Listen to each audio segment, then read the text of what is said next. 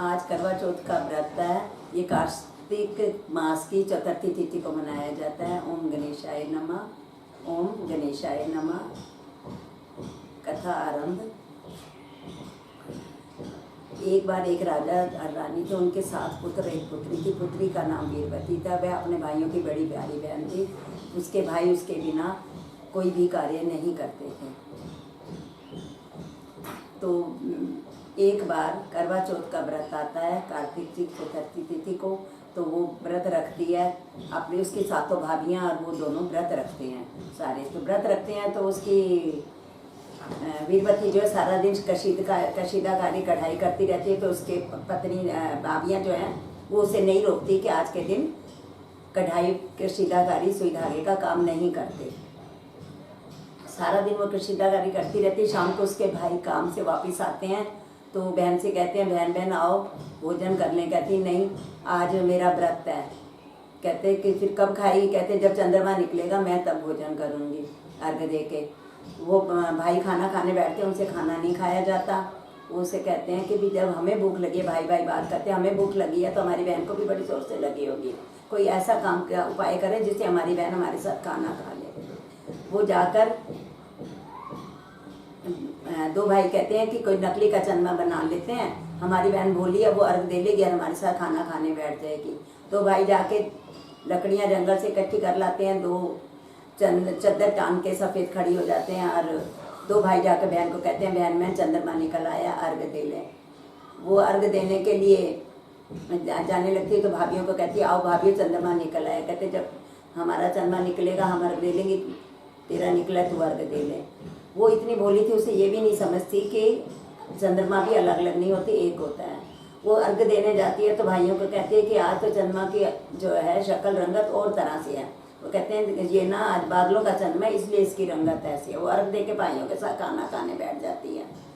इतने में एक रस्सी तोड़ती है तो उसमें बाल निकल आता है। दूसरी तोड़ती है मक्खी निकल आती है। तीसरी तोड़ती है तो उसके ससुराल से संदेशा आ जाता है कि उसके पति नहीं रहे।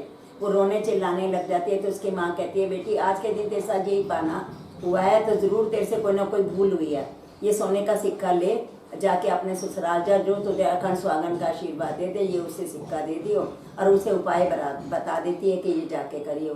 वो अपने ससुराल जाती है, सबके पाँव छूती, कोई उसे अखंड सुहागन का आशीर्वाद नहीं देता। इतने में एक बड़ी वृद्ध औरत जिसकी आंखों से दिखाई नहीं दे रहा होता, उसके चरण छूती है तो वो कहती है, अखंड सुहागवती हो। वो उसे सोने का सिक्का दे के अंदर चली जाती है।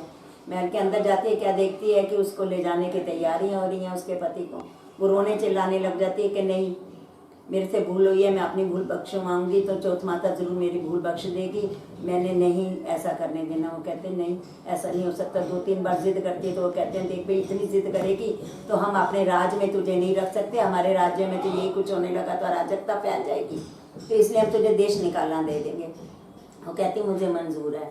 वो जंगल में एक नौकर और एक नौकरानी दे देते हैं और रहने लग जाती है। जैसे जैसे उसने कपड़े में सुइयाँ मारी थी वैसे वैसे उसके पति के शरीर में सुइयाँ चुभी हुई थी। वो सारा दिन बैठी सुइयाँ निकालती रहती है और चौथ माता को सौंपती रहती है, माँ मेरे पर दया करो, मेरी भूल बख्शो और मेरा पति मुझे वापस दो। आए महीने चौथ का व्रत आता है, उसे व्रत को करती है।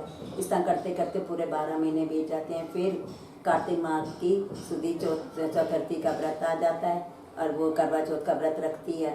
तो सारा दिन कशीदाकारी जो सुइयाँ चुभी हुई थी निकालते निकालते शाम को एक सुई रह जाती है, अर्घ देने का टाइम आ जाता है। तो वो अपनी नौकरानी को कहती है, अपने गोद में जरा से रख ले, मैं अर्घ दे आऊँ। अर्घ देने जाती है तो नौकरानी के मन में बेईमानी आ जाती है। जंगल में रहने की वजह से दोनों की वेशभूषा एक थी। वो पीछे से सुई निकाल देती है तो राजकुमार को होश आ जाता है, पहचान बात करने लगती है ऐसे जैसे मैं पत्नी हूँ। अब जो राजा है, राजकुमार है, उसे नहीं पता लगता कि ये मेरी रानी है कि गोली है। वो इतने में ऊपर से आती है तो क्या देखती है कि एक औरत है, वो नौकरानी जो है पत्नी बन के उससे बातें कर रही है। तो वो चिल्लाती है कि नहीं मैं आपकी पत्नी। गोली कहती है मैं आपकी पत्नी और रानी कहती है मैं अपनी पत्नी हूँ। तो राजकुमार जो है वो ये सोचता है कि मैं कैसे करूँ कि इन दोनों का पता लगे कौन रानी है और कौन गोली है। वो नौकर को कहता है जा रेशम ले आ। वो रेशम ला के बिछवाता है और कहता है दोनों इस पे चलो। रानी चलती है तो रेशम इकट्ठा नहीं होता, गोली चलती है तो रेशम इकट्ठा हो जाता है। वो पहचान जाता है कि रानी कौन है और गोली कौन है। कहते भी बढ़िया लोग क्या हम यहाँ क्यों रह रहे हैं, तो कहते हैं मेरे तो आपके पिताजी ने हमें देश निकाला दे दिया था, और उससे सारी बात बताती है, तो वो वहीं रहने लग जाते हैं। इस तरह खबर पहुँचते पहुँचते उनके राज में भी पहुँच जाती है कि आपकी तो बेटा जीवित हो गया।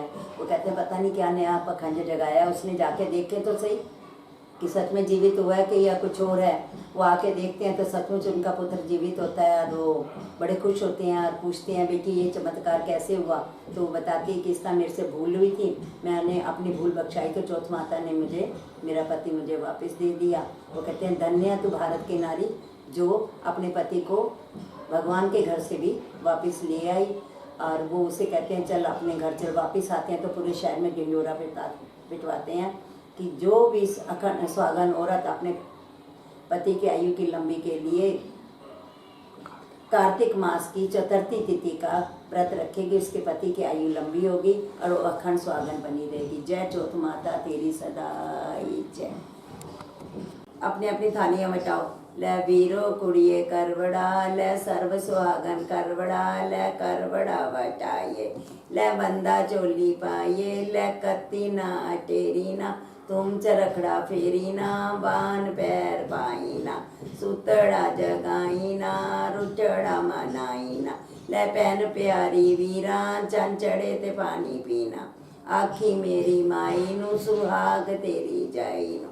ले वीरो कुड़िए करवड़ा, ले सर्व सुहागन करवड़ा, ले करवड़ा बटाइए, ले बंदा चोली पाइए, ले कत्ती ना टेरी ना, तुम चरखड़ा फेरी ना, बान पैर पाई ना, सुतड़ा जगाई ना, रुचड़ा मनाई ना, ले पैन प्यारी वीरा, चन चढ़े ते पानी पीना, ले वीरो कुड़िए करवड़ा, ले सर्व सुहागन करवड़ा, ले करवड़ा बटाइए, ले बंदा चोली पाइए, ले कत्ती ना अटेरी ना, तुम चरखड़ा फेरी ना, बान पैर पाई ना, सुतड़ा जगाई ना, रुचड़ा मनाई ना, ले पैन प्यारी वीरा, चन चढ़े ते पानी पीना, आखी मेरी माई नू सुहाग तेरी जाई नू। ले वीरो कुड़िए करवड़ा, ले सर्व सुहागन करवड़ा, ले करवड़ा बटाई, ले बंदा चोली पाइए, ले कत्ती ना टेरी ना, तुम चरखड़ा फेरी ना,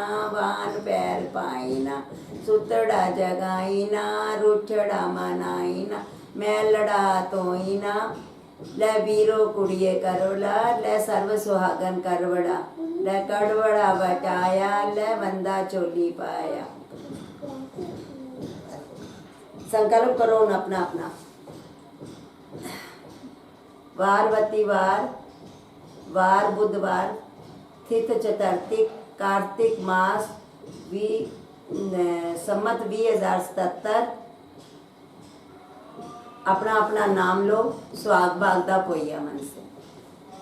जय चौथ माता तेरी सदाई जय।